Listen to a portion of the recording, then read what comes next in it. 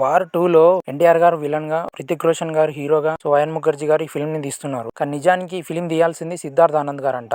ఆయన ఈ స్టోరీని రాశారంట. ఫస్ట్ ప్రభాస్ గారిని అండ్ హృతిక్ రోషన్ ని అనుకున్నారంట. ప్రభాస్ గారిని విలన్ గా ఊహించుకొని ఈ స్టోరీని రాశారంట. ప్రభాస్ గారు విలన్ గా నేను చేయను, నా లైఫ్ లో నేను నెగిటివ్ రోల్స్ చేయను అని చెప్పేసరికి ఈ స్టోరీని సిద్ధార్థ్ ఆనంద్ గారు వదిలేశారంట.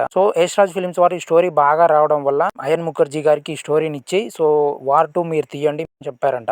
ఆయన ఈ కథని టేక్ ఓవర్ చేసి ఈ కథలో కొన్ని మార్పులు చేసి ఎన్టీఆర్ ని విలన్ గా సెలెక్ట్ చేశారు. ఎన్టీఆర్ గారిని అడిగితే ఎన్టీఆర్ గారు ఓకే చెప్పారనమాట ఈ విలన్ గా చేయడానికి. చాలా క్రూయల్ రోల్ అంట. విలన్ తల్లిని సైతం చంపేసే సీన్ ఉంటుందంట మూవీలో. వరకు వచ్చిన యష్ రాజ్ ఫిలిమ్స్ ఒకటి, ఈ ఫిలిం ఒకటి కొంచెం డబల్ ఉంటుందంట. అందుకే ప్రభాస్ గారిని అడిగారంట. ప్రభాస్ గారు రిజెక్ట్ చేయడం వల్ల ఎన్టీఆర్ గారిని అడిగారు.